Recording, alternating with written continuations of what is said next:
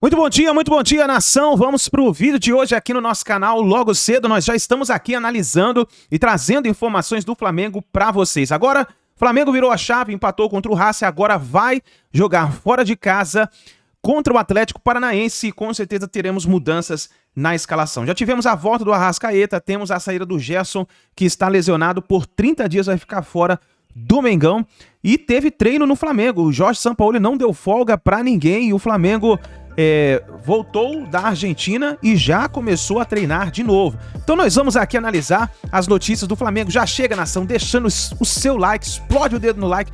Vamos bater uma meta juntos de 1000 likes para esse vídeo. Eu preciso da força, ó, da torcida do nosso Mengão. E se você não é inscrito no canal, aperta o botão vermelho e se inscreve. Olha um detalhe importante aqui, ó, é o seguinte, ó. Quase 60% das pessoas que assistem os nossos vídeos ainda não são inscritas aqui no nosso canal. Se você é flamenguista de verdade, flamenguista raiz, se inscreva no canal, ative o sino das notificações para você receber todos os vídeos. Aqui no canal Meu Mengão React, todos os dias é notícias e informações do Mengão para vocês, tá certo? Antes da gente começar o vídeo, quero apresentar para você a Esportes da Sorte, que é uma das melhores casas de apostas do mundo, que inclusive está com uma promoção incrível para as primeiras 30 pessoas que hoje se inscreverem através do link que vai estar na descrição do vídeo ou no primeiro comentário fixado. Você vai ganhar 100% de bônus no seu primeiro depósito. Por exemplo, você se cadastrou através do link, depositou ali R$50 para fazer a sua fezinha, você já vai ganhar R$50 na hora. Depositou R$100, ganha R$100 na hora. Depositou R$200, ganha R$200 na hora para você fazer a sua fezinha. Então vai lá, clica, se cadastra e aproveita. Esporte da Sorte, uma das melhores casas de apostas do mundo. Tá na hora de conhecer a bet de todo mundo. Esportes da Sorte, o melhor de cada bet e muito mais. Jogos exclusivos, saques ilimitados e a melhor cotação de verdade. É entretenimento puro! Então não esquece, Esportes da Sorte é muito mais que bet. Então bora pro vídeo de hoje, créditos canal ESPN Brasil, canal do João Guilherme, link na descrição. Vamos para as notícias do Flamengo. Flamengo na Arena da Baixada. Lili Nascimento. Olá, fã de esporte. Depois do empate amargo contra o Racing fora de casa, o Flamengo se prepara para mais uma rodada do Campeonato Brasileiro. Desta vez, o rubro-negro visita o Atlético Paranaense e precisa vencer, porque vem de 2 derrotas consecutivas contra o Internacional e também contra o Botafogo. Para essa partida, o Sampaoli ainda não deve contar com o retorno de Gerson, mas tem o Arrascaeta, que jogou parte do confronto contra o Racing e diz já estar pronto para ajudar o rubro-negro no restante da temporada. Feliz de poder voltar a estar com os companheiros. Pessoalmente tinha muita vontade de voltar, a estar à disposição. Logicamente que fiquei muito tempo parado, agora é aproveitar esses minutos para começar a ganhar ritmo. Já, se Deus quiser, partido que vem já estar mais pronto. Um jogo muito importante, o Flamengo precisa vencer. É o 13º colocado na tabela do Campeonato Brasileiro, somou apenas 3 pontos na vitória diante do Coritiba. Portanto, o torcedor rubro-negro cruza os dedos aí para conseguir mais 3 pontos e subir na tabela. Gabigol também, depois de tirar a seca, conseguir marcar contra o Racing, tem muita expectativa para esse jogo. Reconhece que será uma partida difícil e que tem mais um obstáculo pela frente. Jogo importante, difícil, num gramado horrível. Então vamos tentar de alguma forma se aplicar bem, ver o que o professor tem para falar pra gente e ganhar o jogo, que é mais importante. De um lado, um time que empatou na Argentina, muitas críticas, muitos questionamentos, principalmente nas alterações do Sampaoli, e o Atlético Paranaense, que foi muito bem no Paraguai. Teremos um grande jogo na Arena da Baixada no domingo, Antero. Sim, teremos. Eu tenho a impressão, né, claro, que o Gabigol se referia ao gramado da Arena da Baixada. Sim. Né, não, porque como é entrevista feita depois do jogo na Argentina. Mas era isso. Olha, gente, já faz muito tempo que o Atlético tem esse tipo de gramado, como o Palmeiras tem, de certa forma, então é bem semelhante. E aí, o Flamengo já ganhou lá com esse gramado, já ganhou do Palmeiras, empatou no gramado aqui de São Paulo, do Allianz Parque. Então, é chegado o momento de jogadores pararem com esse tipo de argumento. Né? Até porque há CTs que também têm não só grama natural, mas uma grama mista ou grama sintética.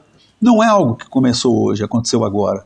E se fosse assim um diferencial tão espetacular, o Atlético seria campeão de tudo porque no Campeonato Brasileiro pelo menos ganharia as 19 partidas como mandante, com o visitante conquistaria mais alguns pontos e fim de conversa. Aliás, vamos lá, 19, 3 vezes 9, 27, vão 2, 3 vezes 3, 6, 87, já ganharia o título só com as partidas disputadas em casa. E não é assim que acontece. Claro que há um gostinho de revanche, fizeram a final da Libertadores do ano passado e o Flamengo venceu. São times que estão, assim, um conseguiu, como a gente lembrou, uma vitória muito legal, suada ali no esforço que nós mostramos, jogando fora de casa, jogando em Assunção. O Flamengo teve mais esse tropeço, vem oscilando no Campeonato Brasileiro, por isso a tendência é de ambos os lados entrarem com o que tem de melhor. Nós mostramos aqui uma das mudanças do São Paulo no meio de semana, mas para mim são dois jogadores que, estando em forma, são um enorme diferencial em favor do rubro-negro do Rio.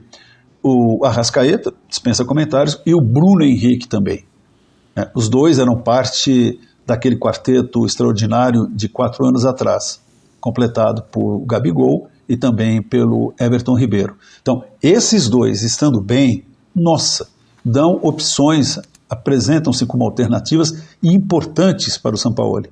Basta ele observá-los nos treinamentos, quer dizer, quando houver possibilidade de ter treinamentos, e em campo. O Flamengo ainda, a gente tem de bater nesse aspecto, tem nos nomes de seu elenco mais opções para o seu treinador do que tem no lado do Atlético, o Turra. Então, é um teste também para o poder de pressão, de sofrimento também, né, e de reação dessas duas equipes. Vejo, né, como o que já mostramos, Corinthians e Fortaleza, também Atlético e Flamengo, no papel pelo menos, como outro dos jogos importantes e mais interessantes desta rodada. Domingo, 4 horas da tarde. A repercussão na sequência no Sport Center às 6. E tem clássico. Os jogadores do Flamengo ouviram o despertador pela manhã. Eles já estavam aqui no Ninho do Urubu. O elenco de Jorge Sampaoli dormiu no CT após retornar da Argentina, onde empatou com o Racing pelo Grupo A da Libertadores. Pois é, a Nação e o Mengão já iniciou a preparação para o jogo diante do Atlético Paranaense, que será neste domingo fora de casa e pela 4ª rodada do Campeonato Brasileiro. Quer saber como foi a atividade desta sexta-feira? Se liga só. Os jogadores que iniciaram a partida diante do Racing fizeram apenas atividades na parte interna do CT, em trabalho regenerativo, enquanto o restante do elenco foi a campo. Isso aí! Bom controle! Isso aí, bom controle! Isso aí! Boa, controle Alejandro, vem! Isso aí! Vai! Boa! Aí, gol, espetacular! Parabéns!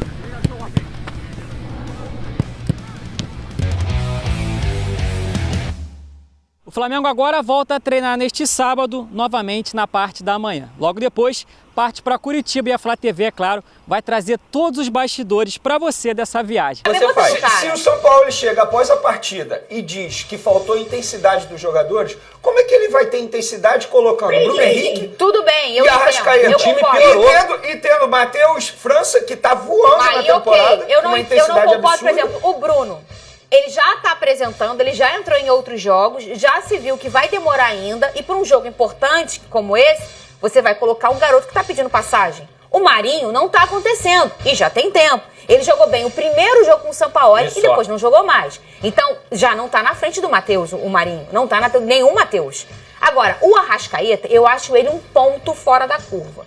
Ele é um cara diferente, ele é um cara decisivo, ele é um cara experiente. E assim, agora a gente sabe que ele não funcionou, porque fisicamente ainda não tá 100%. Mas você só vai saber colocando o Arrascaeta. Mas então, quanto tempo que o Arrascaeta não jogava, Fernanda? Muito tempo. Então você vai colocar esse cara com um jogo colocaria, eu como treinador. De intensidade, de força, e você vai colocar esse cara lá na Argentina contra uma torcida extremamente chata, e num jogo que você claramente precisa de intensidade, porque assim, eu vou até fazer uma meia-culpa aqui, que o Flamengo foi punido de uma forma que foi muito ruim. Por quê? Você tomou o cartão vermelho e você ainda tomou o gol de falta. Assim, talvez isso não fosse acontecer em 30 vezes que fosse rolar de novo, porque hoje em dia a gente sabe que é muito difícil você fazer o gol de falta. Você teve o jogador expulso, ou seja, 10 contra 10, e você ainda tomou um empate. Isso é muito ruim. Isso acontece com a gente direto, né, amigo? Então, mas não, isso é muito raro de acontecer, Olha, e cara. sobre o gol, assim, eu não comentei isso. Beleza, muita gente vai dizer assim, era uma bola indefensável. Essa é a pergunta agora, Venê. Gente, não dá. A briga ia pra esse lado. Olha A gente vai brigar aqui. Vamos, peraí, Não dá. Venê, calma aí. Por favor, a primeira frase aqui, qual é a primeira frase que tá? Clima tenso, ao vivo, briga, confusão e gritaria. Venê Casagrande. Vamos lá. Eu respeito quem tem a opinião que foi um golaço e eu também tenho essa opinião. Foi um golaço, que pintura. Tem como a gente botar aí? Que bola perfeita do jogador argentino, batida de falta absurda. Mas não dá pro goleirão Santos. Ele sabia que a bola podia ir ali porque ele montou a barreira ali. Então ele já estava esperando a bola ir ali. Não dá pro goleiro Santos, com todo respeito, vou até ajoelhar. Claro. Ficar assim, ó, pedindo a bola em casamento. Ele ficou olhando a bola. Gente, não dá. Olha só, você ao menos tem que pular na bola. Ao menos você tenta. Tem que pular. Porque, olha só, a partir do momento, eu não sou goleiro, mas eu jogava pelada, tá? Eu jogava pelada, me aposentei, coisa e tal. Mas se eu sou goleiro, eu boto a barreira ali, daquele lado, e o cara vai bater lá. Eu tô, teoricamente, esperando que o cara vai jogar em cima da barreira, correto?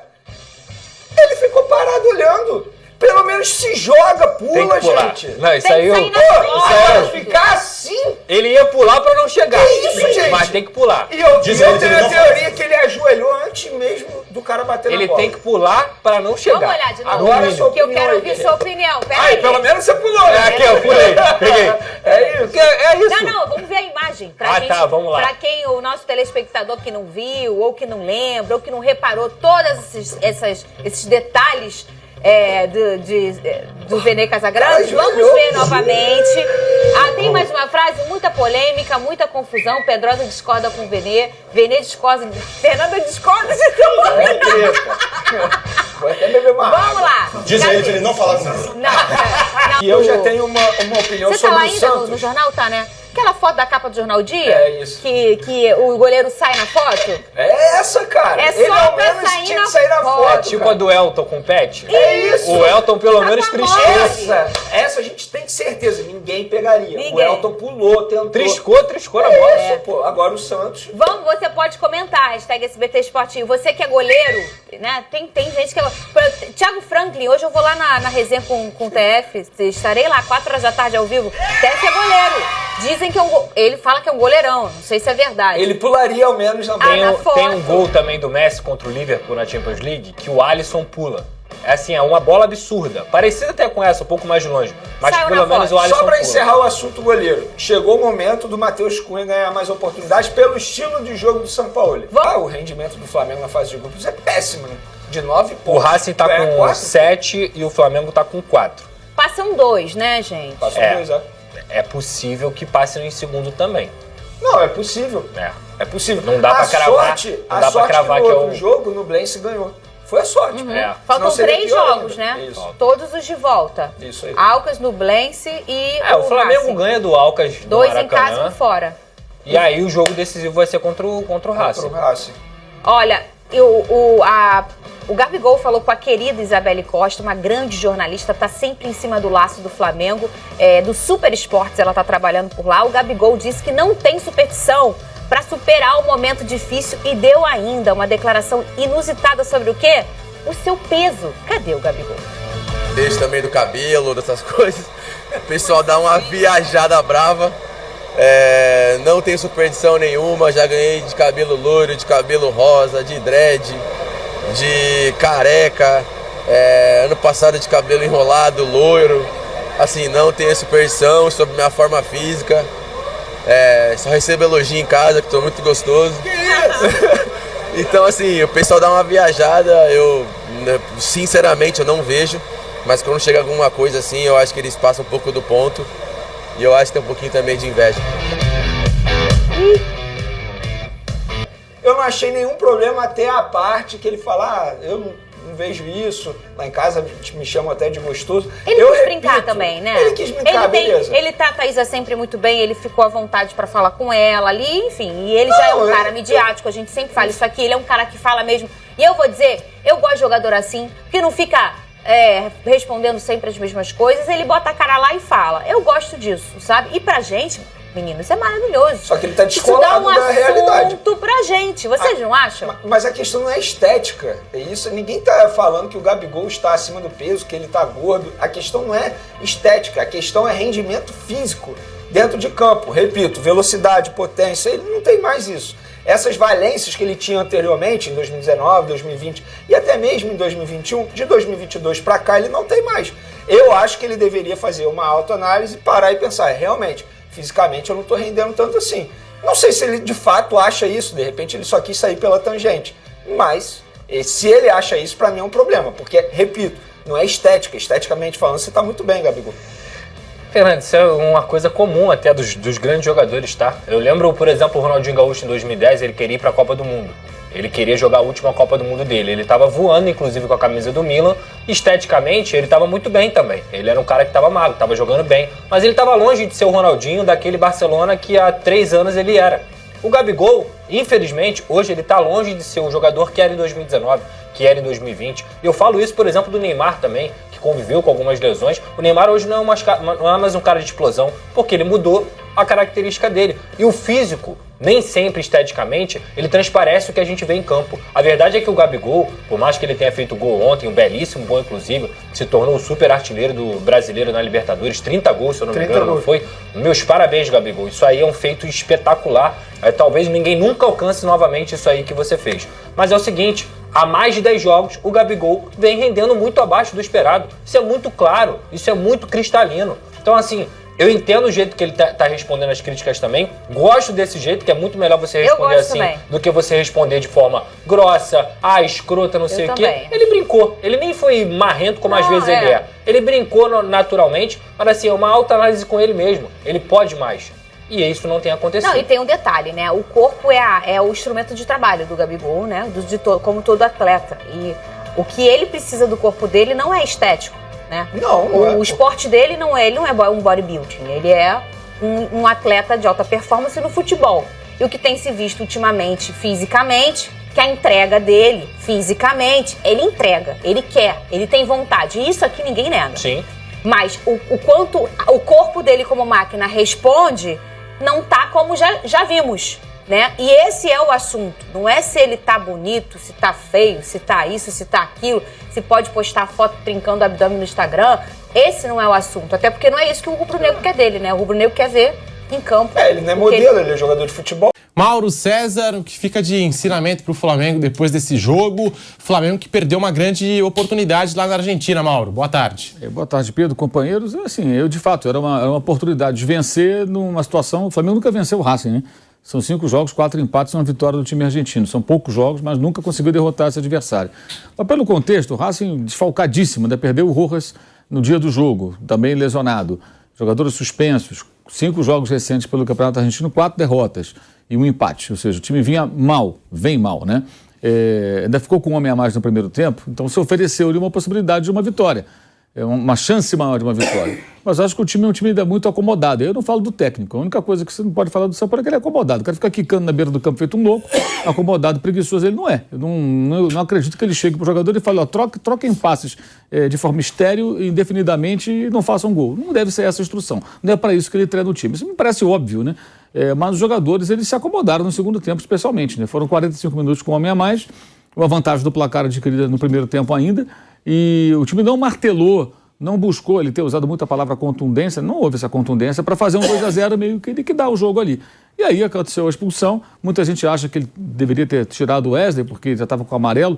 Eu penso que toda vez que o jogador toma amarelo do primeiro tempo, se o técnico for trocar, ele vai queimar todas, eu não digo, mas metade ou mais das suas substituições no primeiro tempo. Porque o jogador toma cartão no primeiro tempo. O jogador tem que saber também se comportar. E o Wesley, embora seja muito jovem, ele é muito estabanado. Então precisa ser orientado, tem que ser treinado. Já contra o Botafogo, o pênalti, que para mim não houve também, foi marcado, mas foi com ele. Entre outras situações que defensivamente ele é bem afoito. né? Mas é inerente ao jogador jovem. O elenco tem 3 laterais direitos, 2 estão fora de combate, o Mateuzinho e o Varela. Então só tem ele, né, o Wesley, para jogar. Então acho que assim, o resultado foi frustrante pelas circunstâncias, mas para efeito de classificação não deve ser nenhum problema, porque vai jogar em casa com o Racing, vai jogar em casa com o Alcas, e o próximo jogo é fora com o Ñublense, que jogando em Concepción, no Maracanã ou em Plutão, o Flamengo tem a obrigação de ganhar. É o time mais fraco do grupo e joga numa cidade que não é dele, sem tanta torcida. As possibilidades de vitória acho que são bem razoáveis ali, o jogo vai acontecer ainda desse mês. Então, acho que não é esse o problema. A grande questão do Flamengo é que as pessoas acham que tudo vai funcionar maravilhosamente bem, de forma imediata, com a chegada de um treinador. Se você comparar os 5 primeiros jogos do Jesus, eles foram piores do que os 5 primeiros do São Paulo. Ele teve uma eliminação da Copa do Brasil para o Atlético, teve uma goleada de 6-1 no Goiás, como ele teve também agora no Maringá, uma goleada de 8-2, tem esse ponto aí em comum, mas tem uma eliminação, tem uma derrota para o Bahia, para o Bahia foi do 6º jogo, perdão, mas tem uma eliminação, tem um empate com o Corinthians, fora de casa, que parece muito com o empate de ontem, né? Empatar com o Corinthians em Itaquera. Aliás, o único técnico recente do Flamengo que não venceu em Itaquera foi o Jorge Jesus, porque quando lá esteve foi 1-1. Estava 1-0 o Corinthians, o Gabigol empatou o jogo. E depois perdeu o jogo para o Emelec, que foi um jogo que quase tira o Flamengo da Libertadores, em que ele também foi muito questionado porque ele escalou o Rafinha no meio campo e não deu certo. E aquilo ali, nossa, foi uma enxurrada. Depois disso ele se acertou, porque não é em 4, 5 jogos que você resolve. Eu já falei e vou repetir aqui, se você olhar a tabela do Brasileirão, tem 5 times ocupando as 5 primeiras posições, todos eles têm técnicos que trabalham há mais de um ano. Isso não é coincidência. Não é coincidência. Você pegar o primeiro jogo do Vojvoda contra o Crato lá em 2021, o Fortaleza não jogava o que joga hoje. Pegar o Fluminense, quando chegou de volta o Fernando Diniz, o Ganso não estava jogando o que está jogando hoje. Se você pegar mesmo antes do Abel Ferreira, quando o Palmeiras decidiu o Campeonato Paulista com o Vanderlei Luxemburgo ainda, em cima de quem foi feito o gol de empate do Corinthians, jogado do Jô? Do Gustavo Gomes, que hoje é considerado o zagueiro histórico do Palmeiras. Por quê? O Palmeiras não era esse Palmeiras de hoje. Por que o Palmeiras hoje é mais forte? Porque tem um trabalho bem feito que leva tempo. E as pessoas acham realmente que o São Paulo vai chegar lá e com a varinha mágica para fazer plim, né, com o seu mago Merlin, e tudo vai ficar maravilhoso, o time vai jogar como uma máquina. Não vai. Não é assim que funciona. E os jogadores têm que ser mais cobrados, de fato, mais questionados.